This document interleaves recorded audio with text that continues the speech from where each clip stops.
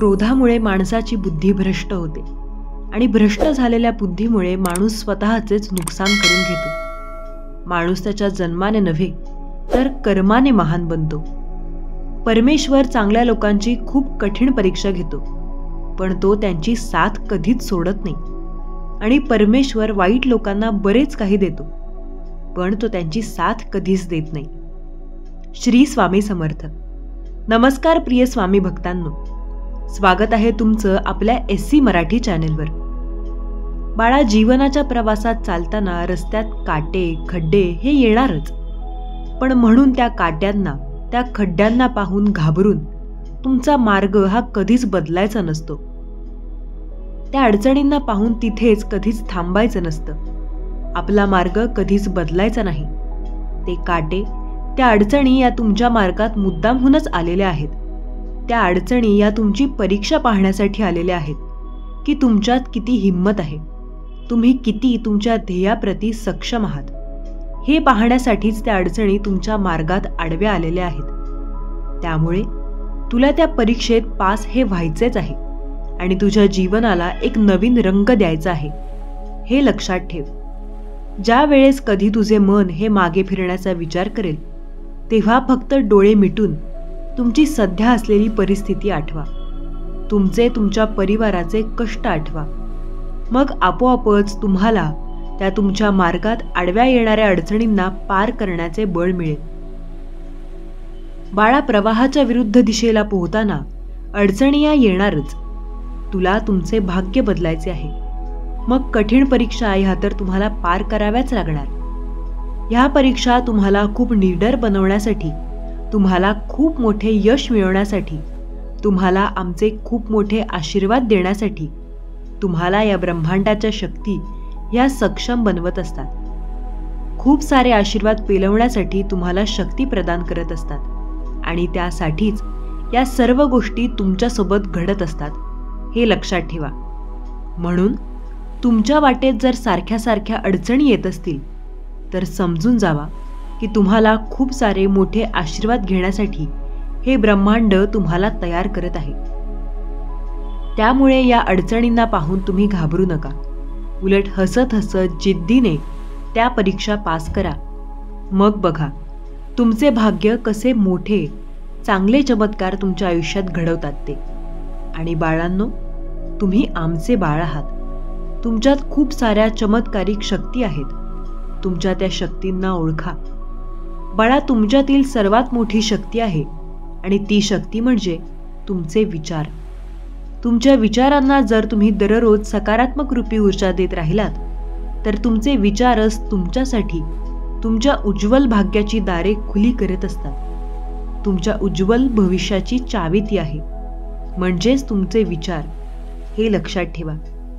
त्यामुळे तुमच्या स्वतः आणि तुमच्या जीवनात जर तुम्हाला बदल घडवायचा असेल तर तुमचे हे सकारात्मक विचार करणे खूप गरजेचे आहे। बाळांनो, मोठी स्वप्ने पहा आणि त्यासाठी खूप प्रयत्न करा। तुमचे सकारात्मक विचारच तुमच्या त्या स्वप्नांच्या उंचीपर्यंत तुम्हाला पोहोचवतात, हे लक्षात ठेवा। आणि बाळा, तू माझं बाळ आहेस आणि आमचा तुझ्यावर पूर्ण विश्वास आहे की तुम्ही तुमची अर्धी लढाई सोडून पळून जाणार नाही। तुम्ही ह्या परिस्थितीशी धीटाने सामोरे जाणार आणि विजयी तुम्हीच होणार, हा आमचा विश्वास आहे। बाळा, कधीच हार मानू नकोस, जिद्दीने यशस्वी बन। तुझ्या यशाचा झेंडा खूप उंचीवर फडकव। तुझ्या आईचा आशीर्वाद नेहमी तुझ्यासोबत असणारच आहे। तू निश्चिंत राहा। बाळा, तुझे तुझ्या या आईवर जर खरंच मनापासून प्रेम असेल तर स्वामी माऊली लिहायला विसरू नकोस। बाळांनो, असे घाबरू नका। वेळ ही कधीच आहे तशी कधीही राहत नाही। वेळ ही नेहमी बदलतच असते, फक्त त्यासाठी संयम ठेवणे गरजेचे असते। आम्हाला माहीत आहे तू आजपर्यंत खूप संयम ठेवलेला आहेस आणि आता तुमची सहनशीलता संपत चाललेली आहे। पण बाळा, असा धीर सोडू नकोस। जेथून तुम्ही माघार घेण्याचा विचार करत असता तेथूनच पुढे जवळच तुमचे यश तुमची वाट पाहत उभे असते, हे लक्षात ठेवा।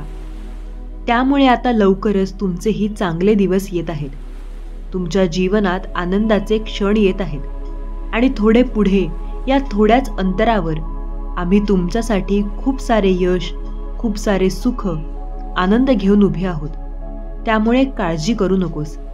सगळे खूप चांगले तुझ्या जीवनात होणार आहे. तू निश्चिंत राहा. बाळांनो, सुख मिळाल्यावर कधीच तुमचे मागील दुःखाचे दिवस विसरू नका. सुखाचे दिवस आल्यावर कोणाचीही खिल्ली उडवू नका. चेष्टा करू नका. कोणावरही हसू नका. तुमच्या मागील दिवसांची जाण नेहमी लक्षात ठेवा. जे दुःखात आहेत, जे त्रासात आहेत, जे भुकेले आहेत, त्यांची मदत करा. तुमच्या त्या चांगल्या कर्मांमुळे आणि त्या गोरगरीब लोकांच्या आशीर्वादांमुळे तुमच्या सुखात आणखी खूप वाढ होईल. आणि बाळा, आम्ही हे जाणतो की तुम्ही खूप दयाळू आहात.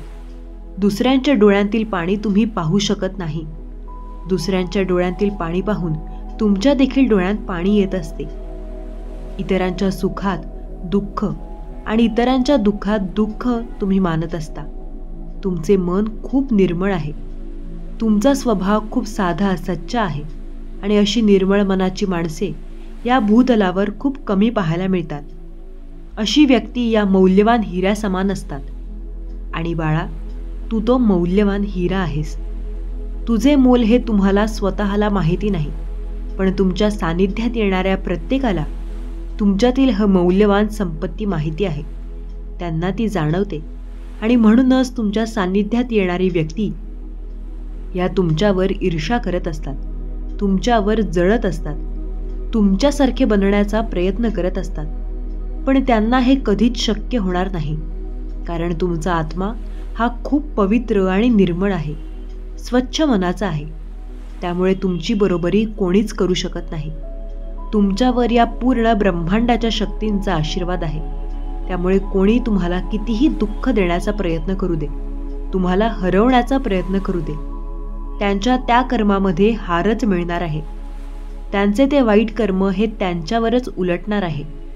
त्यामुळे आमच्या आशीर्वादाचे सुरक्षा कवच नेहमी तुझे रक्षण करीत असते. त्यामुळे तू काळजी करू नकोस आणि घाबरू नकोस. आम्ही नेहमी तुझ्या पाठीशी उभे आहोत. तू निश्चिंत राहा बाळा. तुझा आमच्यावर जर खरंच विश्वास असेल तर श्री स्वामी समर्थ लिहायला विसरू नकोस. तुझे कल्याण होईल. स्वामी भक्तांनो, तुम्हाला जर आजचा हा संदेश आवडला असेल तर या संदेशाला लाईक आणि कमेंट करायला विसरू नका. तसेच हा संदेश शेअर करायला देखील विसरू नका, कारण तुमच्या या एका शेअरमुळे कोणाच्या तरी आयुष्यात थोडी जरी आनंदाची उमेद निर्माण झाली तर त्याच्या आशीर्वादाचे फळ तुम्हाला नक्कीच मिळेल. त्यामुळे असेच स्वामींचे संदेश दररोज ऐकण्यासाठी स्वामींच्या SC मराठी या चॅनलला नक्की सबस्क्राईब करा आणि बेल आयकन दाबा.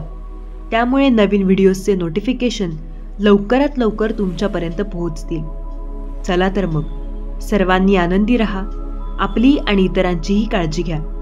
श्री स्वामी समर्थ. जय जय स्वामी समर्थ. धन्यवाद.